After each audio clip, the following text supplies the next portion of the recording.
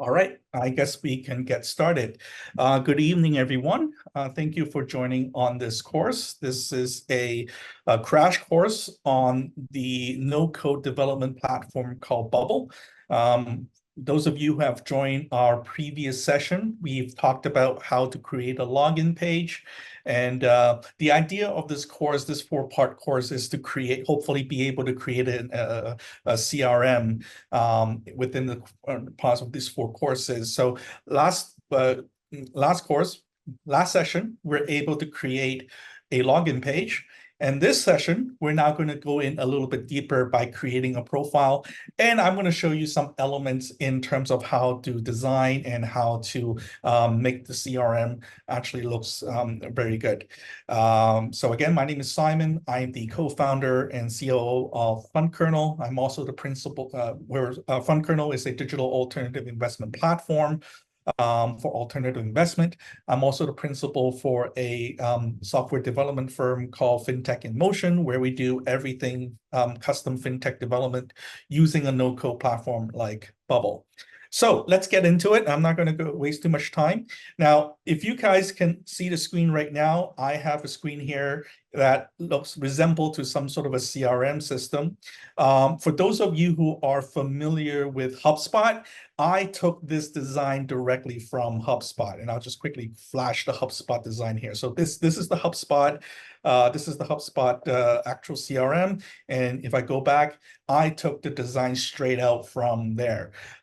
This is because we don't want to save time. The thing about no code is what you'll notice that if you have the specs written correctly, if you know what you're doing, it doesn't really take a lot of time to write the program, but you'll find yourself spending a lot of time getting the design right. And not being a UI design person myself, I figured, okay, well, let's not waste any time on that. Let's just simply take something that's existing and just do that.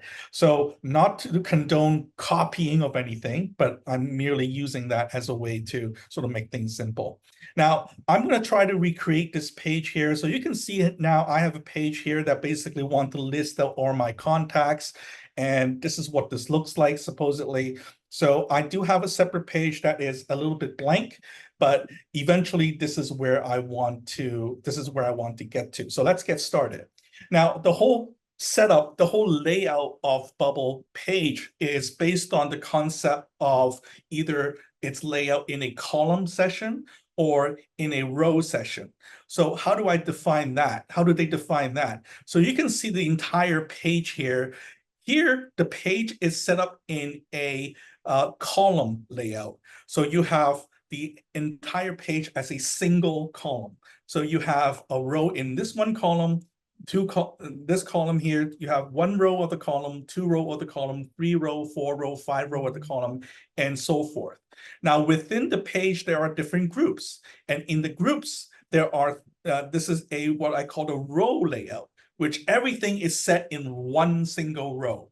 So you have this column in this row, this column in this row, this column in this row, and that's how designs are being done. And throughout, as I rebuilt this page, you're going to see how that's going to work. It's a little bit confusing at first, but as I built this page, you're going to see how this is going to work. So let's get into it. So the first thing is we have the first section called the contacts with 3 buttons here. So let me just quickly go in to this thing.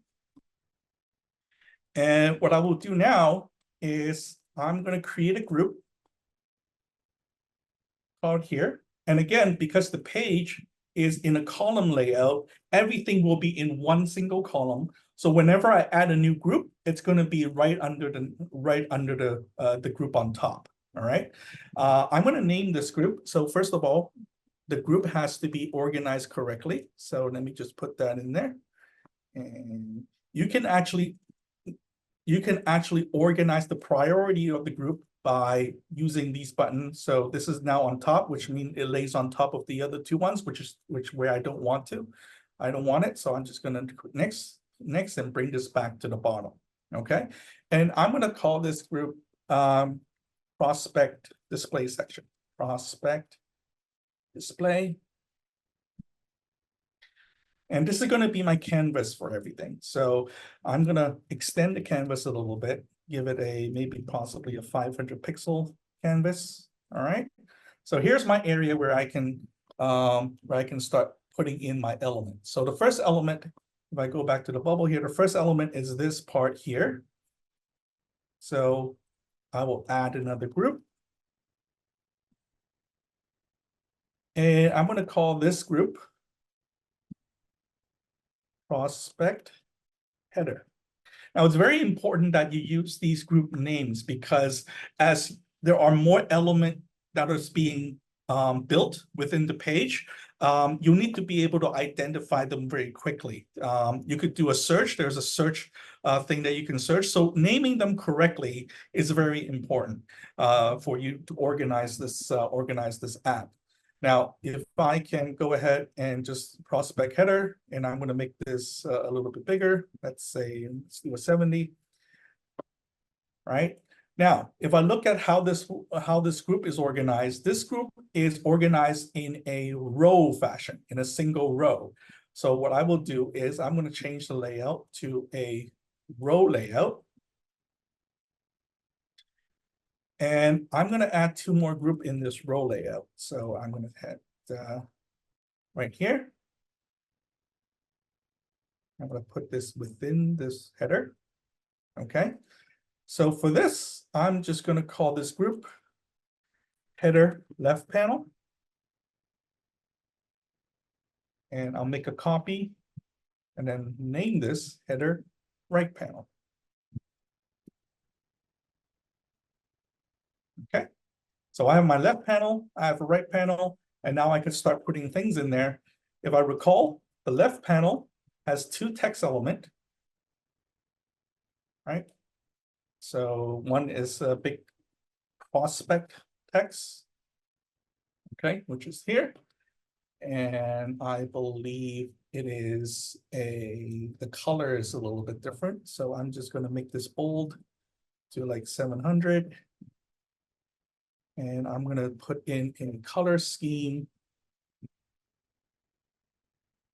I'm going to change the color scheme. Font color to this one. Okay.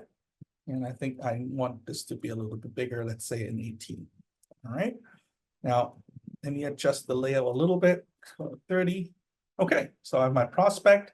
And I have the other element, which is the total number of contact records. So I'll just copy and paste that. And I think this will be just going ahead, just say placeholder, total number of prospects. All right. And this will be a smaller value. And let's say this is just go dark, just go black. All right. So now I have these two text element layout inside. Right. On the right panel, you'll notice that I have 3 buttons here. Now, Bubble does have a button element which you can use. So if I search for the element, there is a button element that I can use to create a button on the app. But there's also another way to create that. That is basically using the concept of the group. You can actually use the group concept to make the group into a button. Why would you do that? Well, for example, you'll notice that this button here has a little down arrow. If you use a button element, you basically can't add these type of graphics onto the button. So, but when you convert the group into a button, you can actually have that freedom. So let's quickly get to that. So what I will do is, again, this left panel here, again, this is organized in a row layout. So I'm just going to quickly turn this into a row layout and align it to the right. And I'll give it the 70 next thing. And let's just use a group to create a button. Okay. So the first button that we need to create is action. So we're going to call this group action button, actions button. And there are some appearance property that we have to configure. So for example, the button has actually a fixed setup, and it's the size of 110 in width and 40 in height. And it does have a color, a border color. So let's give it a border color here. Roundness of 5. And the border color is that. Okay. So now we have what appears to be a button. Now inside, there's a text element that says action. So I'm just going to go ahead and type actions there. This is, I'll center this. And the text color is the same as the border color.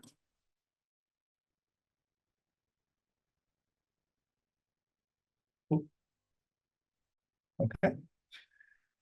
Now, when I have a group that is using a fixed layout, 2 more options is actually available for you within it in the text section. If I right-click on this, there's a option for you to center this element horizontally and also center it vertically, right? So this is what I've done.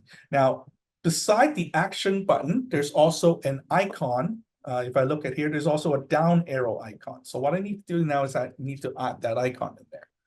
So add an icon. There's an icon element that I can add, and I could search for it and call it down. And let's give it a 15 width. Okay, and the color would have to be the same. So let me quickly copy that color.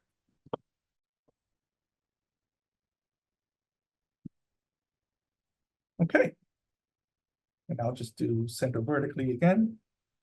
And here I have my button. So I'll make the shadow a little bit bigger. So now I have my action button. Okay, now there are 2 more buttons that I need to create. And instead of doing all that all over again, I'll just simply copy and paste. So I can just copy and paste. So there's shorthand that we can use, copy. And I'll just do a paste. And then another button, I'll just paste again. So now I have 3 buttons, but it's very important to remember that you have to name these properly. So there's the action button. The other 2 button is import and create contacts. So let me quickly just go action and call it import button and rename this to create contacts button. Okay. Now, obviously, this 3 buttons are all squishing inside. How do we make it look like they're more separate? Well, there's a concept here called margins and pads. So if I double click on this group here, the action button group, and if I scroll down to the layout and go lower, there's a place where you can add margins on top, bottom, left, and right. So for this, let's add let's say a 20 pixel right margin, and we'll add a 20 pixel right margin as well. And let me quickly convert this and call this import. Delete the icon, and then center this horizontally, center this vertically. And for this, again, I'll delete that and call it create contacts. Now the create contacts, obviously it's not going to fit. So let me gonna make this bigger. So I'm just going to go ahead and add the width to this. Let's say this is, just going to go ahead and add, let's say 150. And I'll just extend this out a little bit further. Okay, so there's my create contacts. And center vertically.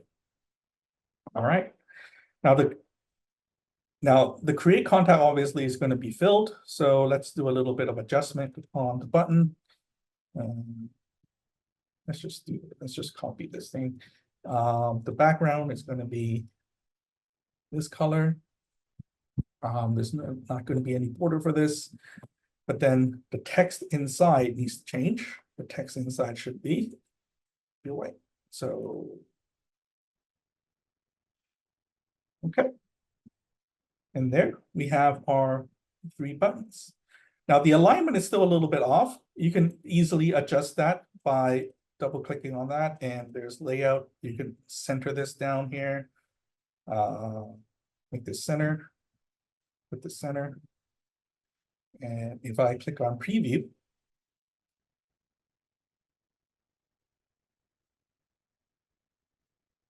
okay, I have these elements done. All right. It still doesn't look exactly right there, but you can simply adjust the margins and all that. So you get the idea, right? So let's see, I can go ahead and adjust this very quickly. And let's say I want the text vertical. Again, center vertically. Same thing here. And do the same thing here. And if I reload, it should look okay. Now it should look better. Now, obviously, for a button, let me introduce the concept of conditions, right? Typically, in a button setup, there are things that sort of make sure the user knows that you're hitting a button, or reflect that there's actually something that action that can be taken. So this is where, for example, if you hover over that button, the color changes. There are these type of UI type behavior. Well, how do we get that? Well, there is a concept in Bubble called conditional, where you can define how the appearance of that element look based on certain condition. So let me show you how that works. In this case, we're going to go to group action button. We're going to define a condition when this group, and there are different states that you can choose from, okay? It can be choose from the width, the height, and in our case, we want to choose what happens when this group is hovered. So I go and click on this group is hovered. Once I have defined a condition, I need to define what do I want to do with it. And in our case, I want to change the background. So I'm going to go ahead and change background style, background color. And I want to change the background color to something similar to the orange, but not exactly, maybe something a little bit lighter. So what I will do is I will use the same color code, but I will change the opacity to, like, I don't know, 80 or something like that, okay? Now I could do the same thing with two other buttons, but I don't have to do all that. I can simply right click on this, copy the condition, go to the group, right click and paste the condition, and that will make things make the condition apply to all the three buttons.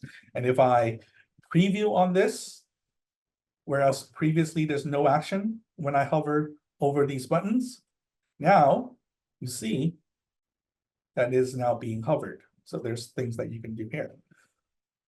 All right. So now I've defined my header. And what I'm going to do now is I'm going to define my repeating group.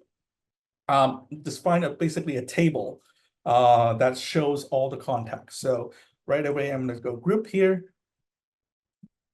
And I'm going to add this group to the bottom. And I'm going to call this prospect list. All right. This is going to be where my prospect list table will be located. And I will use the column layout for this. And I'm going to, once again, expand my canvas to like 500 pixel. So I have a bigger canvas to work on. And if I go back to where it is, there is there are 3 rows that I have to work on. So there's the top row, and then there's the header row, and then there's the actual repeating group. So let's quickly do the top row. So I'm going to add the group and use this as the prospect list top control. This is going to be a row layout. All right. There's going to be a color scheme that I can use here. So let's just make this appear looks better. So what I will do is I'm going to go ahead and give it a background color.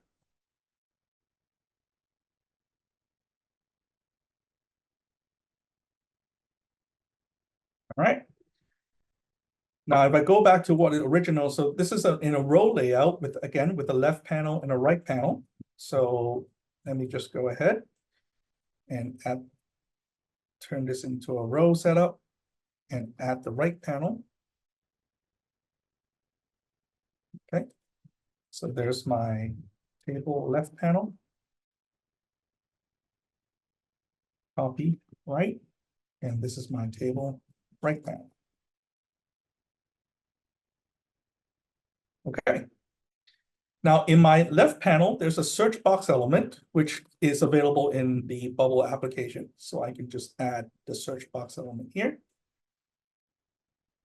Okay, search box prospect. And we'll show you how to use that search box later on. But basically, you can define what you want to search in the search box. So you can define the list of options.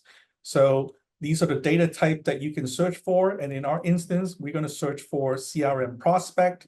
And there are fields to search that you want to search. So it really depends on what you want the user to search. Do you want them to search based on first name, last name, middle name, entity name, you name it. So there are different things that you can do. So you can do based on first name. So what happened is when you type in the first name, if I do that, if I go and click on the preview,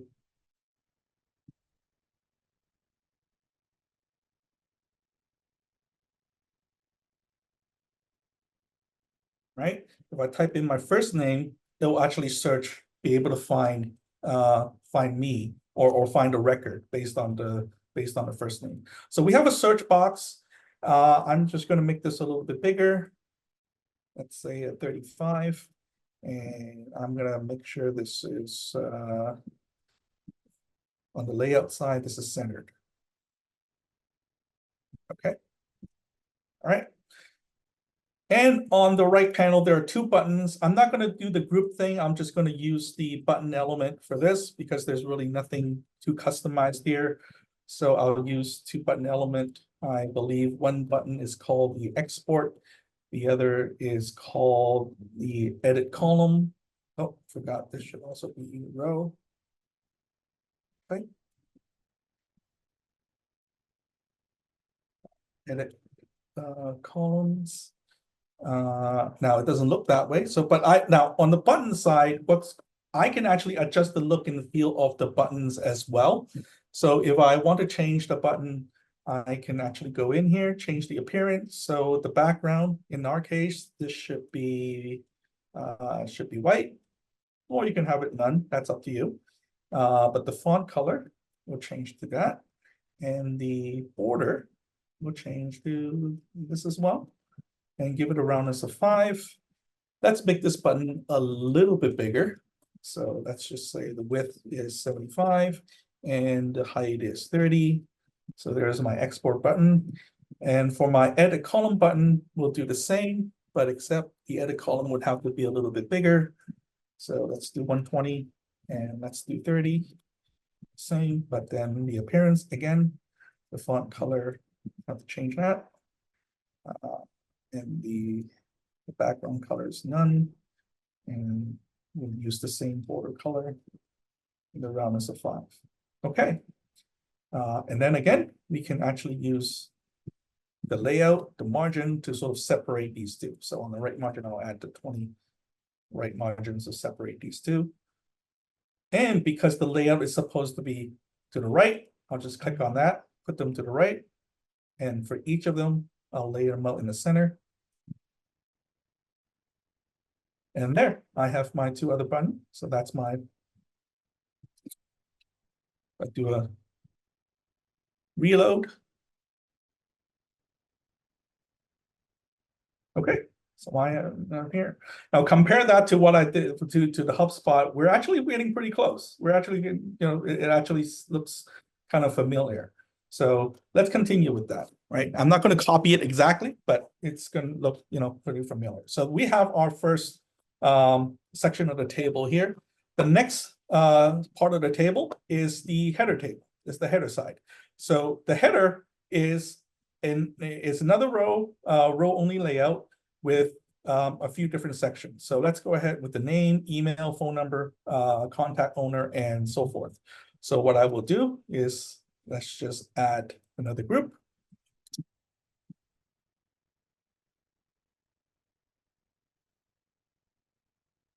Okay, have it laid out in a row setup.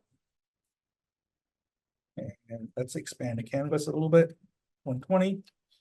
Now, the first group is where I want my checkbox to be. So there's a checkbox. So there's 1, 2, 3, 4, 5. So let's quickly create 5 group here. And I'm just calling this prospect table headers. So there's group number 1, which is checkbox header. And I can just quickly copy and paste 2, 3.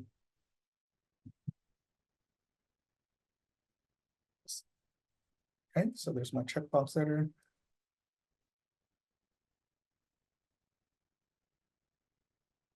3. Oh, I guess I can't just simply do that. 4, 5. Okay, so there are 5 groups here. Make sure I have to rename them. So this is the first one is the checkbox header. The second one should be the name header. The third one is, I believe, is let's double check, is the email, phone number, contact number. Okay, so the second one is the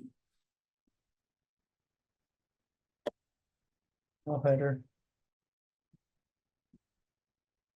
phone number header, and the contact owner. All right.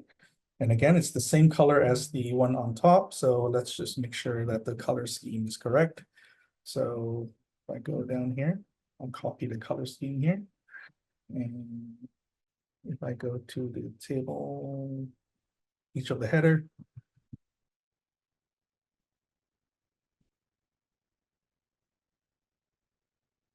at the background color. Okay. All right. So the first header is going to be a checkbox, which I can simply just use an element. And there's a checkbox element here that I can use. You can delete the comment, and there's the checkbox. And obviously, if you want to lay it out nicely, you would probably use this group here. You'll probably use the fixed layout and reduce the size a little bit so that it'll be centered. And then just right click on that, horizontal, vertical. So there's your checkbox. The next one is the name header. And I will going to be using, again, a fixed setup here. And I'll use the text and say name or prospect's name. All right. Just quickly add a little really bold and make it a little bit smaller. Let's say a 12. And I don't need this so wide, so let's just do that. And what I can do is right click. All right. And then here I could do the same using the fixed layout for the group, not the text for the group, using the fixed layout. And I believe this should be email. Okay.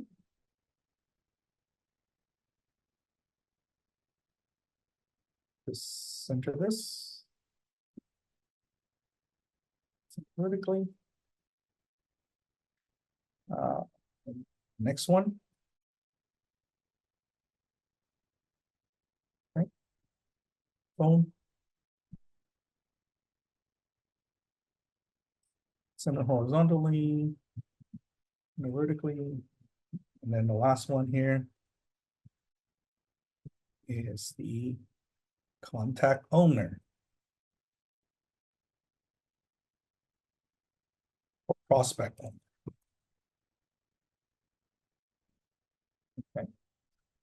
So, horizontally. Okay. All right. If I preview that, it's going to look a little bit odd, obviously, because I didn't spend a lot of time adjusting the layout so it's going to look a little bit, yeah, it's going to look a little bit odd, but that's fine. We can sort of make things a little bit easier. We could just change that a little bit. So what can we do? We can actually go in, and there are a number of things that we can do. So let's take a look at the first layout, whether the table, the table header is correct. So this thing is correctly, and we're going to actually do the horizontal alignment. We can change the horizontal alignment of the entire group. And we can also define basically how each group looks like, right? So instead of, so what I'm going to do now, what I can do is see, I would call this a select all group, and let's change the size of this a little bit. Let's call this 50, 40, and then horizontally. Okay, and for the next group, let's just have it. I can actually have a row set up. Let's do a row setup. That instead. No, I'll just do it. Center. Oh, sorry. I could just do the center of the text like that. And I'll define the minimum width at 250 and the minimum height at 100.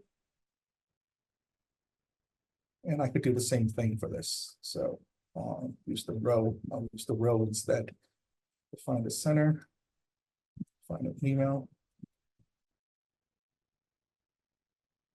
And 205 and 100.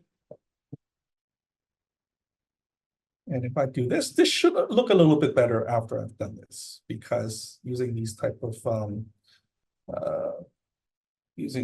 these are responsive design. Using these type of responsive design, what Bubble is able to do is it actually use the function of the browser to sort of adjust the size and layout of the app on its own. So it's actually a pretty cool setup, so that it doesn't matter whether you're developing a web app or a mobile app, it will be responsive to whatever the size of the browser that the user will use. And it's a pretty powerful feature that wasn't there before. It was recently added to the Bubble application. But for the layout, I'll just say this is going to be, hold on, we're going to lay out. I'm just going to say it's like 200, 205. Okay, so let me double check on that. I think everything should look better now. Should maybe fix it.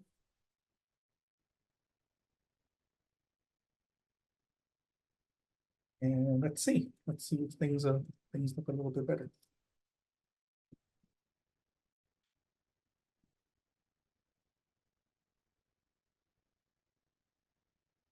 Okay, so it's a little more spread out now, so it's a little bit more organized. It takes some time to play around with the with the design, so you could sort of have to experiment a little bit, but you get the idea, right? So you guys get the idea. So it's going to be layout like that. And if I preview the actual page, what it's going to look like, this is actually what things are going to look like from that standpoint, right? Now, so what I'm going to do is I'm going to go back to this page here. You'll notice that I have one record here. Okay, I have one record here that says Simon Second Wong. That's my email and all that. This record is actually being stored in Bubble database already. Now, because we want to make a list, what we want to do is we want to be able to recall this data on this table. And that's why we use the concept of a repeating group. Basically, a repeating group allow you to recall a list of data records.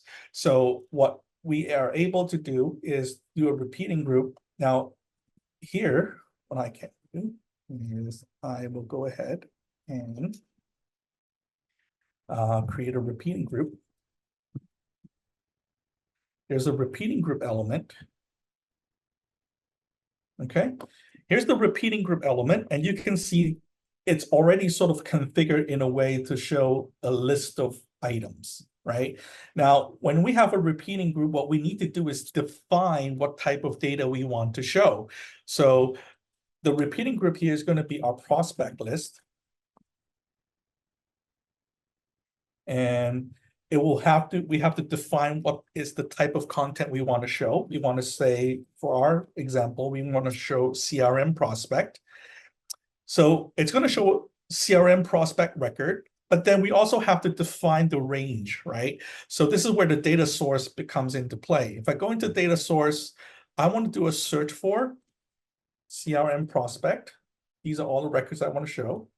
Now, if you want to narrow your search, you can add what you call a constraint, right? So you add a constraint, and there are these constraints that you want to have. And there are various things that you can do with the constraints. For example, let's say I want the first name to contain the word Simon.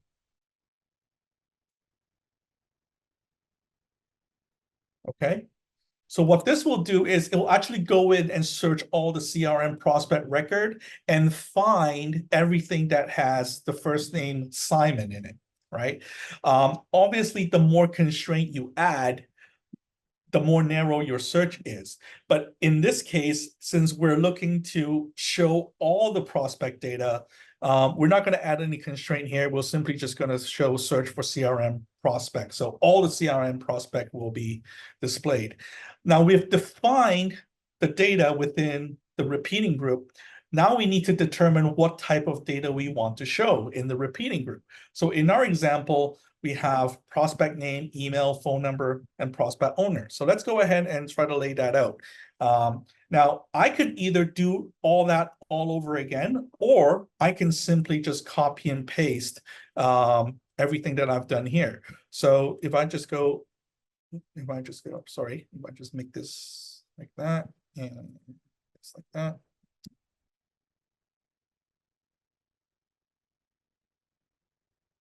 Okay, so I can simply copy, paste, copy. Oh, sorry, I think I need to make this into a row setup. Okay, and copy, paste, copy, paste, and copy, paste. Okay, so, and if I copy pasted here, let's see.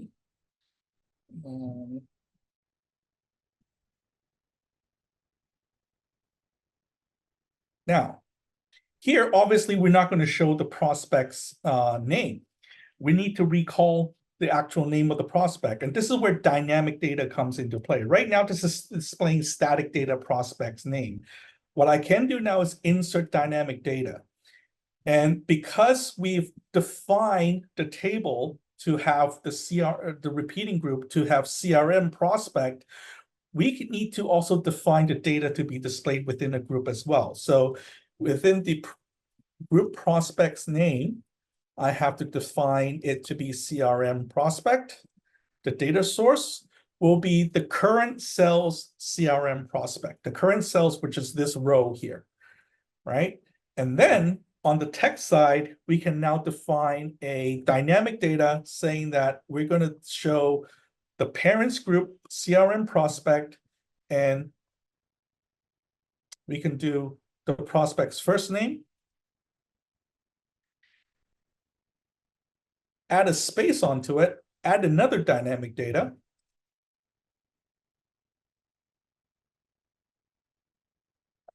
middle name,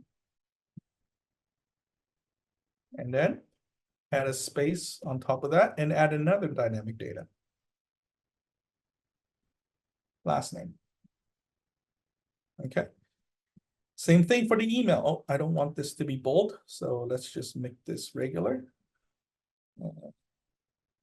Same thing for the email. Instead of having static email written here, I can go insert dynamic data.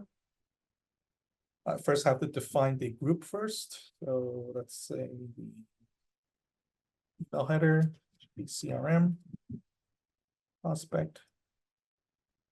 Okay. On the text, we'll insert dynamic data, email, prospect's email.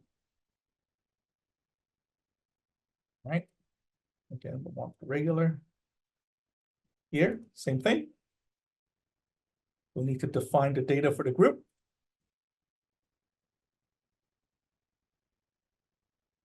And instead of saying phone, we'll do CRM prospects phone. And finally, the prospect owner. On the group side, we'll define the type of data to be CRM prospect. And then it will be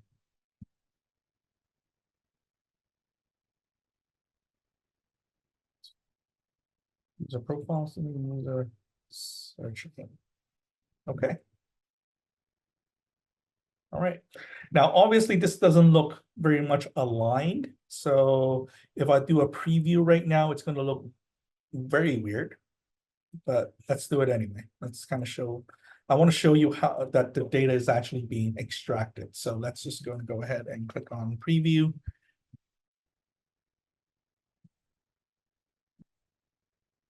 You can see that it did extract the data record. And now we're just looking at ways to sort of align everything. The thing about Bubble is you'll notice that you'll spend, I mean, it's very easy to build the app behavior and all that, but you'll notice that you'll spend quite a bit of time doing a lot of these alignment and you know, spending a lot of time in making sure that the page looks right. But it's actually not that difficult to, do. So it's actually pretty easy and it's not that intimidating at the end of the day. So just spend a little bit of time, and the more you do it, the more you get used to it. So I can kind of maybe quickly fix this. The layout side, I think I'll just do that. And contact name, let's see.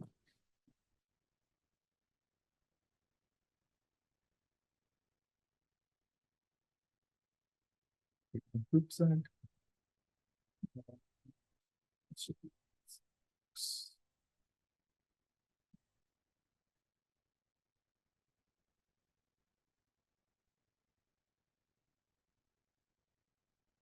Oops, I think I pressed the wrong button.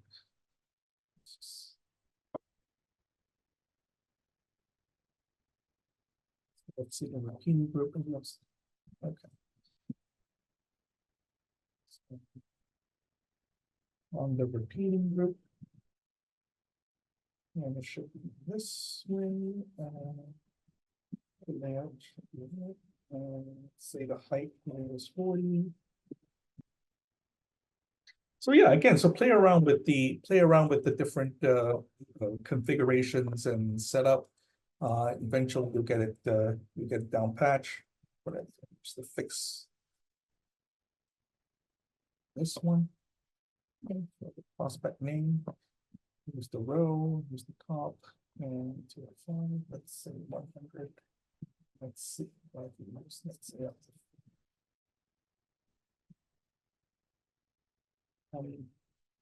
and for the other group. Okay, no wonder. I have to separate these group out. Okay, so I see what happened here. So what I did was I put some of these into a group.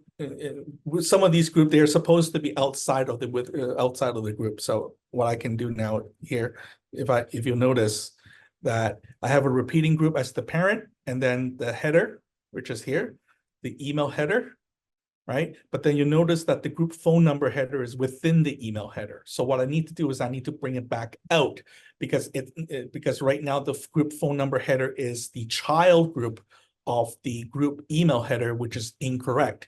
What I need to do is I need to sort of pull it out, and I can simply just drag and drop it. Okay, bring it back out. And then the prospect name. Oh, this should be the prospect owner. This should look better now. But I need to reorganize this. So if I want to reorganize this, I need to make sure that prospect name. So I'll simply, again, use the drag and drop function to reorganize it. All right. The email is the next one. And then there's also the parent contact owner. I need to drag that out. Okay.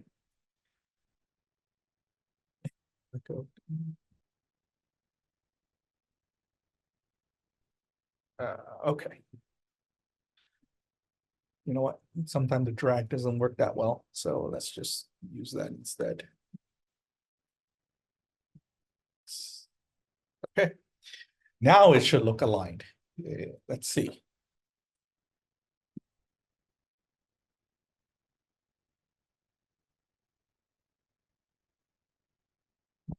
I did it again. So let's just do a preview.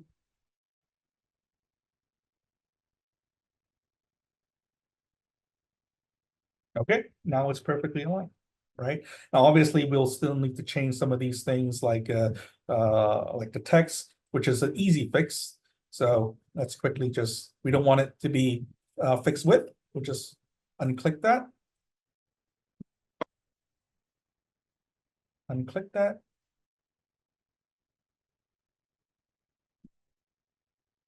Okay, I think that's unclicked. Check that. All right. Let's do a preview again. This should look right. This Simon Wong is still not right. So let's see. I think what needs to be done here, I think we just do that, see if that works. No, I think let's see. The text layout, or oh, you know what? I think it's this.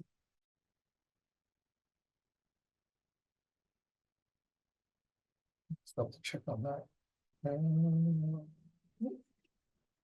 Under text and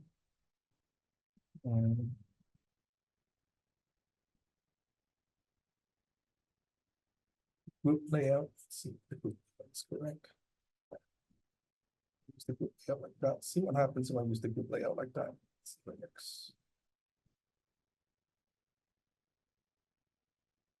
Okay, there's still a little bit of alignment here, but you get the idea, right? You get the idea. And now you, again, you'll need to spend some time playing around with this to sort of make things happen.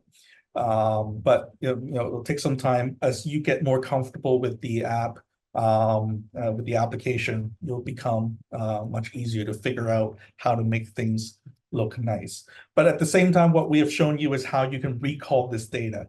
Now, what's going to happen is I've actually built the sample page that has different functions as well. So if I look at the sample page that I've built a little bit earlier, I basically spent maybe a couple of hours building this page, getting the alignment right, the buttons and all that, it's already done.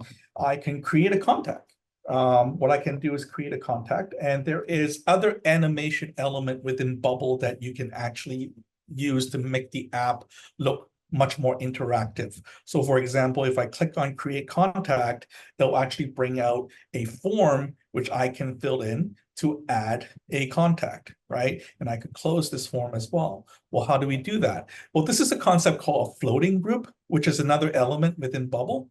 So basically what I can do is I can search for the thing called floating group here.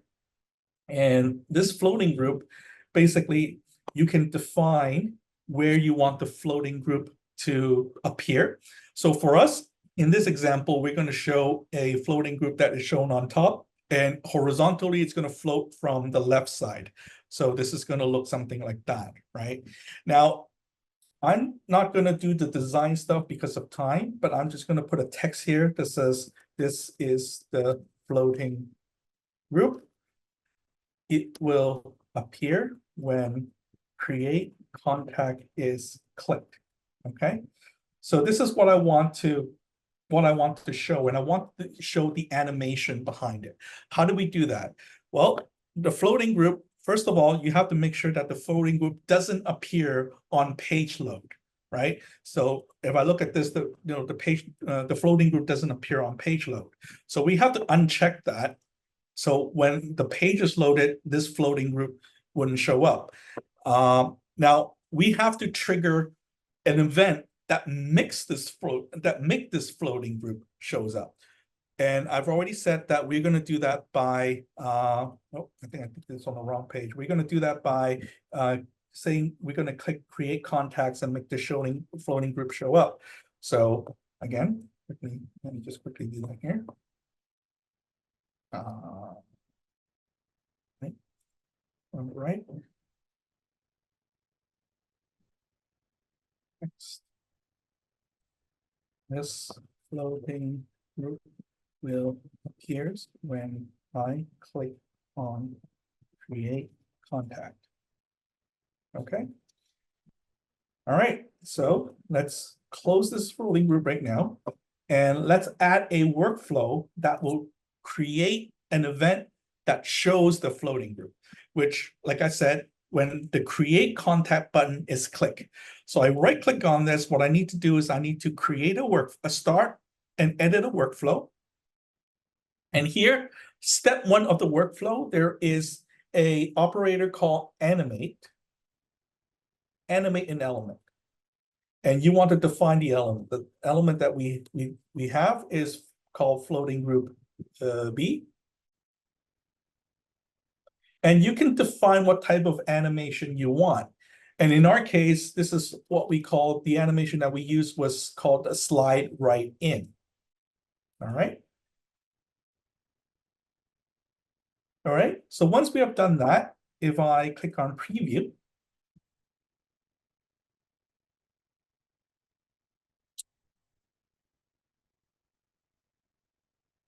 okay, you'll see that this is shown up because I haven't actually closed the floating group. So let's just open the floating group here, and let's just make sure that this is not visible on page load, right? And we'll reset that.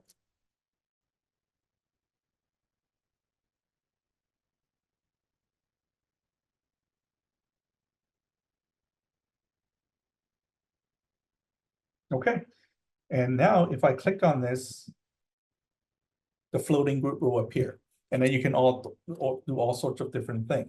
Now, right now you can't kick away from it, so we need to define another event to close the floating group.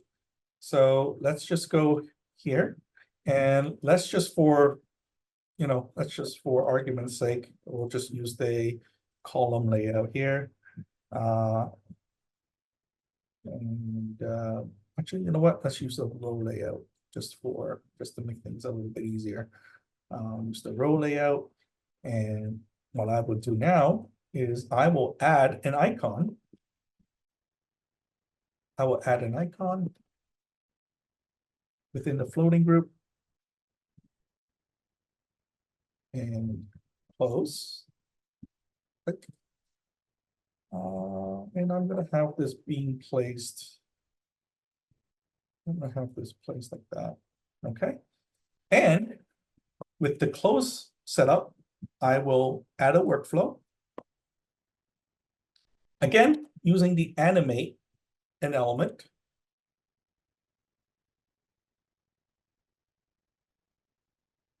This time, I'm going to use the slide right out. Okay. So if I reload the app,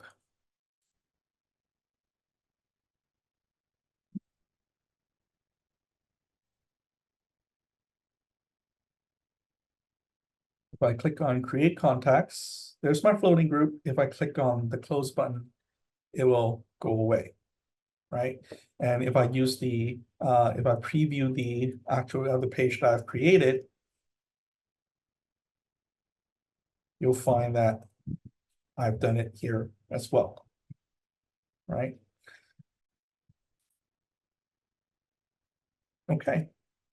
So because this is a repeating group, as I add more data record to it, this will eventually become a list. There are many things that you can actually do in the repeating group, things that you can move, you could page it, you could pagination it. So display 10 on the first page and then second page, third page, and so forth.